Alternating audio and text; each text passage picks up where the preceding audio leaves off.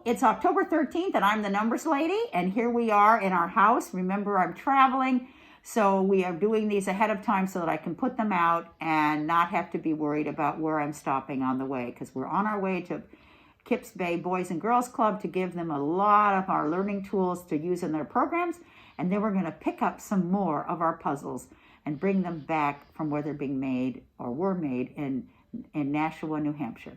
So here is 1 and 3 with me today. Number 1 and 3 making 13 with 1 in the tens. That's 10.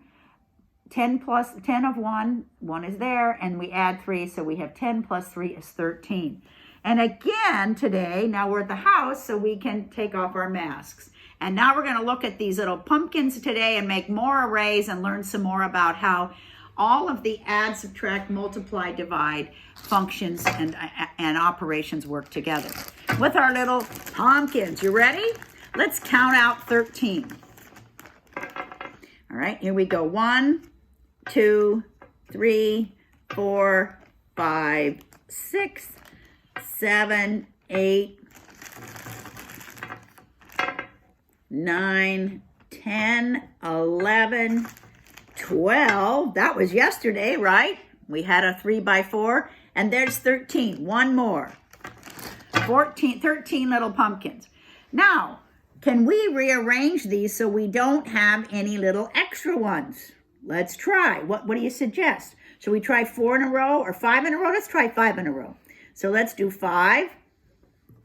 Let's do 5, and then we have 1, 2, 3, 4, 5, and oops, then we have 3 extras.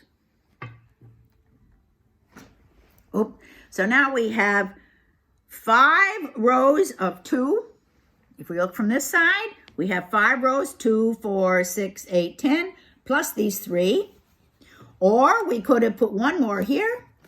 That would be 6 rows of 2, which is 12, plus 1 is 13.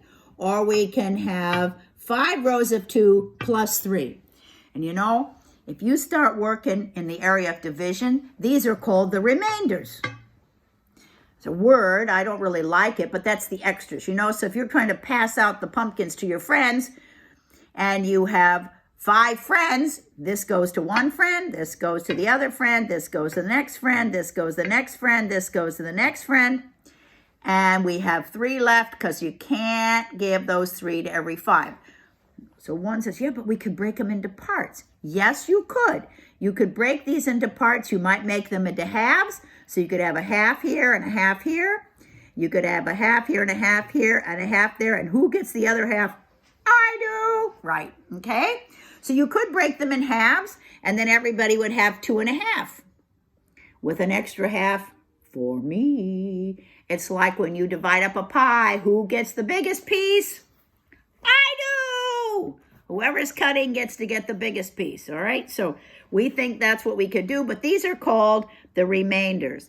And 13 is known as a prime number because the only kind of arrays you can do is to make it 13 by 1 long series. There's no other way to not have remainders, okay? So we have to put the 13 in a row, and that's the only way you don't have any remainders, is just to have them straight by themselves.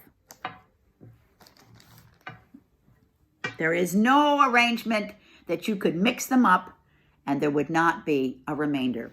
That is the way to introduce division along with arrays and addition and subtraction, multiplication. All right, see you back tomorrow. It'll be the 14th of October. Enjoy. Have a wonderful day. This is the Numbers Lady, numbersalive.org. Bye-bye.